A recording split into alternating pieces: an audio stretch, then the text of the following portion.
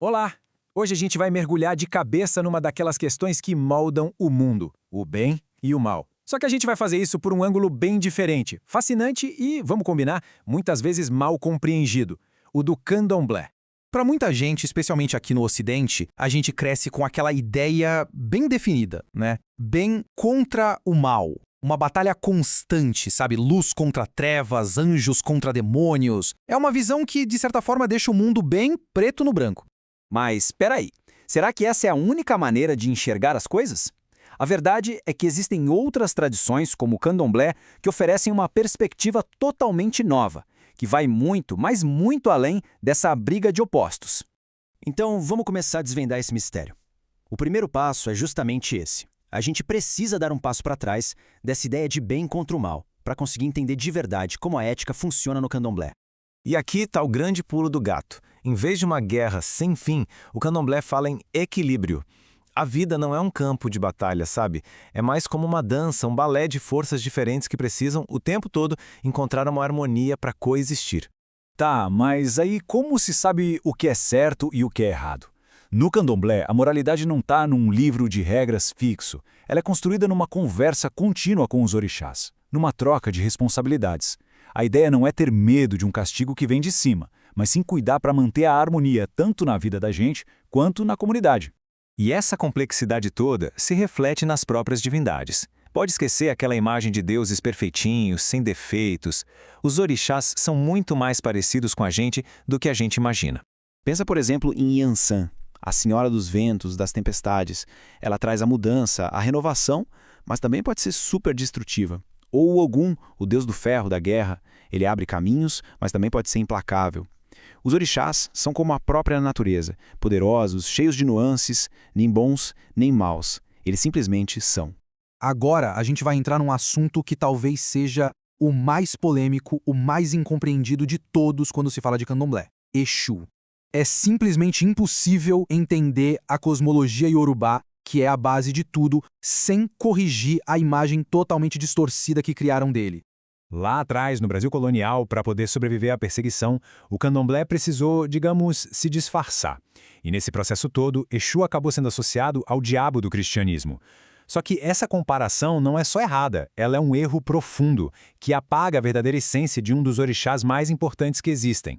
Dá uma olhada nessa comparação. A diferença é gritante.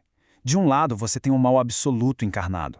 Do outro está Exu, que é o mensageiro, o cara que faz a ponte entre o nosso mundo e o mundo dos orixás.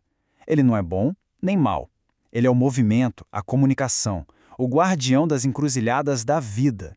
E é por isso que Exu ensina tanto sobre responsabilidade.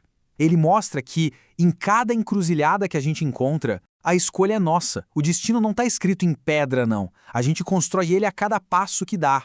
Ok, então se não existe um juiz divino lá no céu, e a moralidade não é uma luta de bem contra mal, o que guia as pessoas, afinal? A resposta está numa palavra iorubá que é pequena, mas poderosíssima: Iwa. Mas para a gente entender o que é Iá, primeiro a gente precisa falar de axé. Pensa no axé como se fosse a energia vital que está em tudo, sabe? Da menor folhinha de árvore ao maior dos orixás. Uma vida boa, equilibrada, é uma vida cheia de axé. Depois a gente tem o Ori. E não é só a cabeça física, não. O Ori é a nossa essência divina, o nosso destino pessoal. É como se cada um de nós tivesse um orixá particular, um guia interior que está com a gente desde o dia que a gente nasce. E aí sim, a gente chega no Iauá. Iauá, de forma bem direta, é o caráter. É a soma de tudo que uma pessoa é. A personalidade, as atitudes, o jeito de agir no mundo. O grande objetivo da vida, dentro dessa visão, é cultivar um Iauá pele, que significa um bom caráter.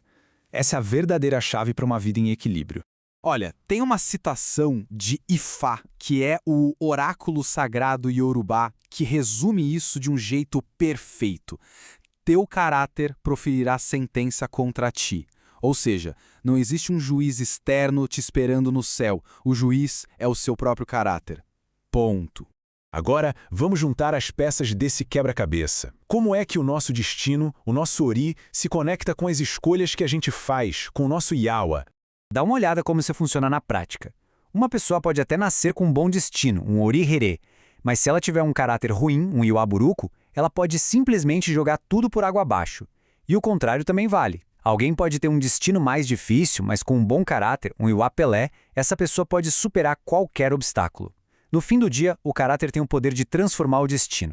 Isso só reforça o quanto o livre-arbítrio é central em tudo isso.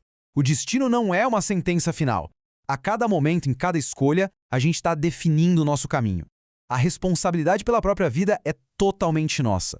Mas na prática, como é que se cultiva um bom caráter? Bom, não é algo que acontece do nada. Envolve, primeiro, assumir a responsabilidade pelos próprios atos. Segundo, ter um compromisso real com a própria transformação. E terceiro, ter a humildade de buscar sabedoria, de pedir conselhos para poder crescer.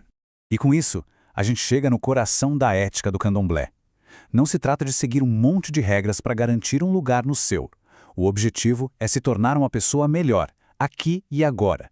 Ser mais solidário, mais paciente, mais tolerante, para conseguir ser feliz na vida que a gente tem hoje. E, para fechar, fica essa reflexão no ar.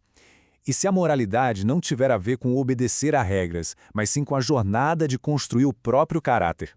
É uma pergunta bem poderosa que a sabedoria do candomblé convida todo mundo a se fazer.